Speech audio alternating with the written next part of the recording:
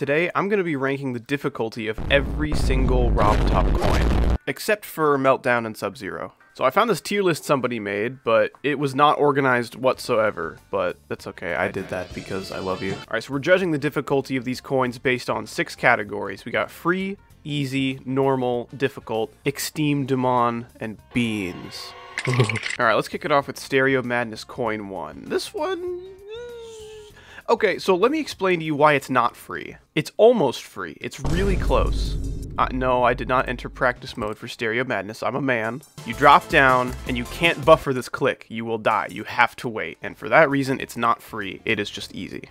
Stereo Madness Coin 2. This one's a little bit out of your way, since you've got to jump on top of some blocks. It's easy. It's easy. Not quite free. Okay, Stereo Madness Coin 3. This is that really, really long secret way in the ship. This is a step up. It's still pretty easy because you can, like, bounce around all day. So it's definitely a step up from easy, but I don't think it's quite difficult. I'm just going to put it in normal. Let's say normal.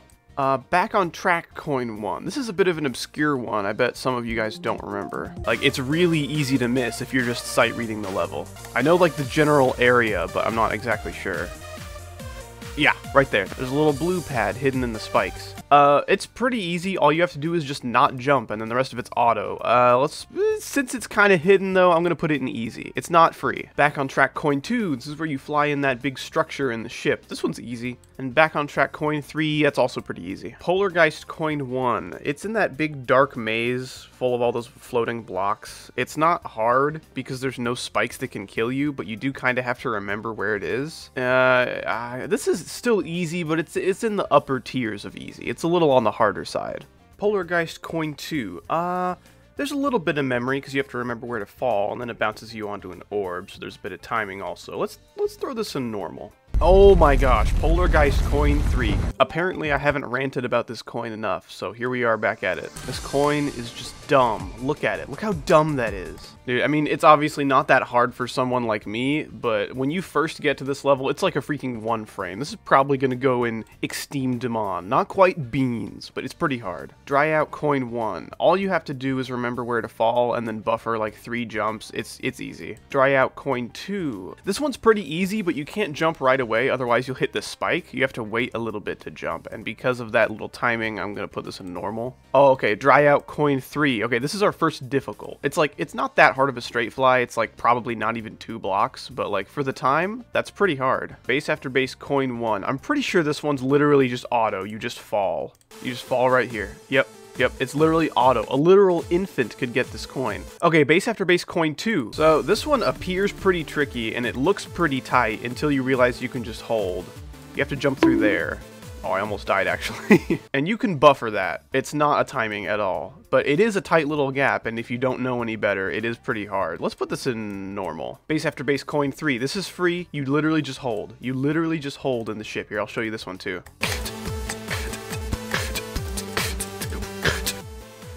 Look at that. Look at that. It's free. Freer than my hugs. Alright, Can't Let Go Coin 1. So this one, it's like Dry Out's first coin, where you just remember where to fall, and then once you fall, you don't even have to jump. There's just jump pads that do all the work for you. This one's, I'd say it's free.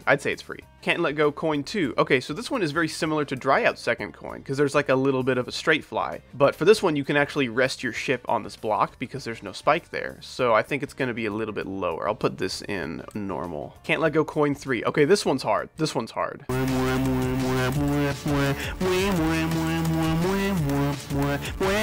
Alright, quick little story. So for this ship, I would always do this when I was trying to beat this level for the first time because I thought that was the easiest thing to do. And then once I saw my friend playing on his phone and he did this, and I'm like, dude, you're insane!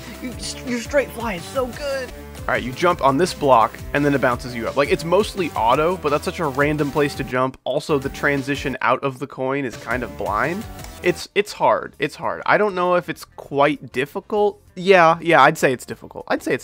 Okay, Jumper Coin 1. Oh boy. So, let me paint a picture for you. You just beat Can't Let Go after struggling with it for a few days, and you're like, oh, okay, it can't possibly get any harder than this, right? And then boom! 1 block upside down ship next to a bunch of spikes. I don't know if it's quite beans, but it's pretty hard. Jumper coin 2, this one's kind of like Stereo Madness coin 2, where you just, you know, you're just playing and then there's some blocks you can jump on and there's the coins, so this is like normal, it's fine. Jumper coin 3, this one's fine. It's like a little bit of a straight fly, but it's pretty easy. It's probably normal. Time Machine coin 1. This one's decently difficult. It's about on par with these two, I'd say. Time Machine coin 2. Okay, this one is also Extreme Demon for sure. Look at that straight fly, dude. Look at that. I mean, like, you can rest once you're inside this little block, but still, like, that is tight. Tight, yeah! Blue, yellow, pink, whatever, man. Just keep bringing me that. Time Machine coin 3. You just remember where to fall. Once you're falling, you have to hit, like, a pink orb, and then it kind of puts you back into the action a little bit blindly, but it's not so bad. This is probably normal. Cycles coin 1. Okay, this one's pretty hard. This one's pretty hard. It's difficult. Like, that's a pretty tight gap, especially for a beginner who's never seen this odd shape in their life. Like, Oh, what is this Sonic from the Sega Genesis? so Cycles coin 2. This is when you're flipping gravity like nobody's business, and then you have to dip down really low, or I guess really high if you want to be that guy since you're upside down. This one's pretty hard, probably difficult. Cycles coin 3. This one's fun, just because it's like kind of high CPS compared to most coins. This is a little tricky. I'll put this in difficult. X-Step coin 1. Say what you will about this one. Maybe you think it's easy. I think it's stressful. Even on higher refresh rates, like, that's pretty tight. That's not easy. It's kind of teetering on the edge of difficult and Extreme Demon. I'll leave that up to you guys. For me personally, I'm not great at ships, so I'm going to put it in Extreme Demon. X-Step coin 2, also Extreme Demon in my opinion. This one's really hard. Peter Griffin, Peter Griffin. I love the ship, because when you get better at ship, you can just like goof around and mess around with these paths. Alright, so check this out.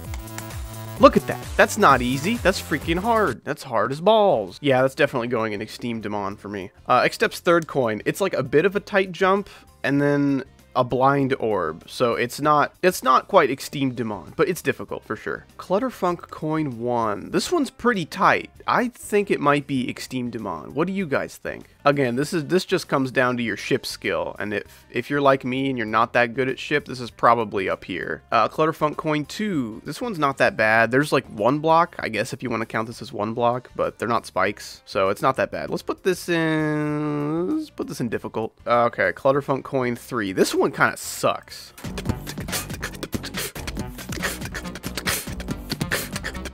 If I remember correctly, you have to 1, 2, 1, jump, jump, jump. Okay, so it's not that bad because you can buffer pretty much everything. I think it's just difficult. Again, that's kind of up to you and your like skill set or whatever. Theory of Everything coin 1. This one's pretty hard. It's surprisingly hard. It is just a click pattern that you can get used to really, really easily, but I struggled with it quite a lot. I'm going to put this in difficult. Okay, alright, we might have our first beans because this one is freaking hard. Alright, let me play on probably the refresh rate of most like mobile players when they first play this game. Man, my computer is not used to 60 hertz. I'm getting frame drops like crazy. Look at that, dude. That's so hard. Yep, I believe that's our first beans, ladies and gentlemen. Also, what is going on with these blocks? Like, make up your mind. Why are none of them rotated the right way? I've got to fix that now. Maybe this is a bit of an OCD moment, but I'm sorry. Why would you do this? It's so ugly. I'm going to give him the benefit of the doubt and just say that like these little outline blocks weren't out in like 1.4 or whatever. All you have to do is make the outline and then find the block and then just go blah, blah, blah, blah.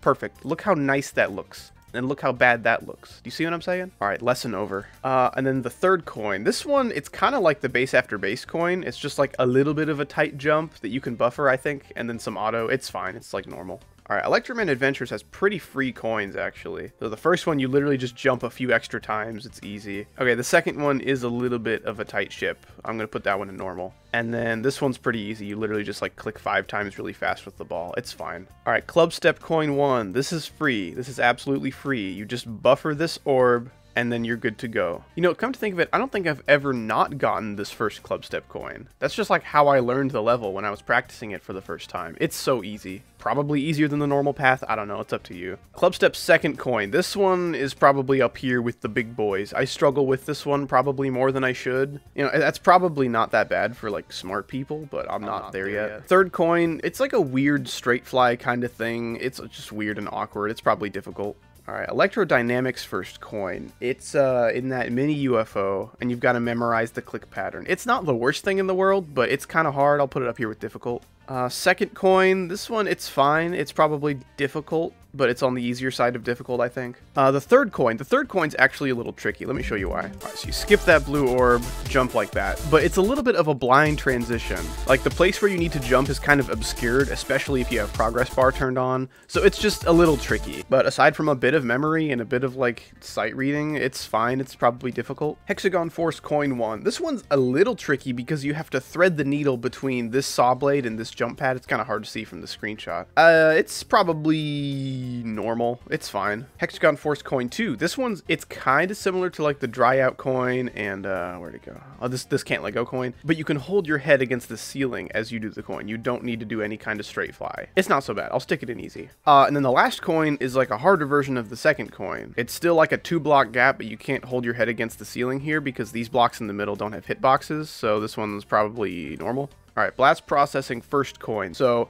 when blast processing came out, the wave was brand new and no one knew how to use it. And then RobTop puts like this 1-block gap dual wave coin. Like, that's the most confusing thing any new player has ever seen. Like, that's pretty hard. I think at the time of blast processing's release, this would have been beans, but now everyone's accustomed to wave and it's probably down here. I'm a little on the fence about that one though. It's really up to you. Blast processing second coin. This one's free. You just click 3 times. It's totally free. Blast processing third coin. It's kind of like this Hexagon Force one, but I think it's a little bit tighter. I might just be making that up.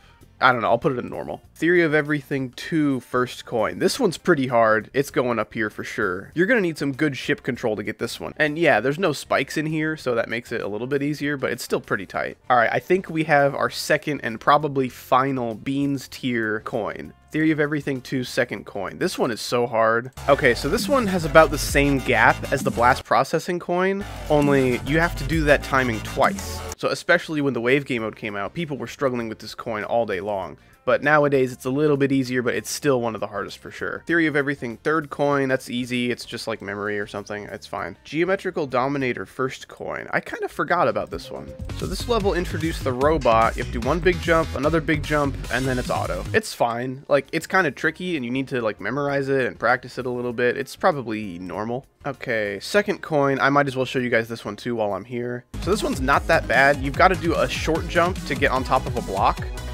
Like that, and then do a big jump. It's not that bad, it's fine. I'll put this in normal though. It's a little tricky. Keeps you on your toes. And then the third coin, it's just a 2-block gap with no spikes at all. It's probably easy. Deadlock's first coin. This is where you have to collect the key, and the key is kind of tricky. It's pretty tight. Alright, so you go really low and then really high. Okay, it's not terrible, but right after this wave, that's not what you want to be doing. Right after that wave, you need a break, because that wave is hard. I'm really not a fan of get the key to unlock the coin. I think it's kind of dumb, but since this level was like innovative and stuff and it was trying something new, I'll cut it some slack. Alright, and then it unlocks this coin. And then it's just free. It's just a free jump with some auto right after. It's fine. The key is the hard part. The key probably bumps it up here. It's pretty hard. The second coin, I might as well show you guys this one as well. So there's 2 ways to get this one. There's the intended path where you drop and then do a little jump, or you could be funny and do this.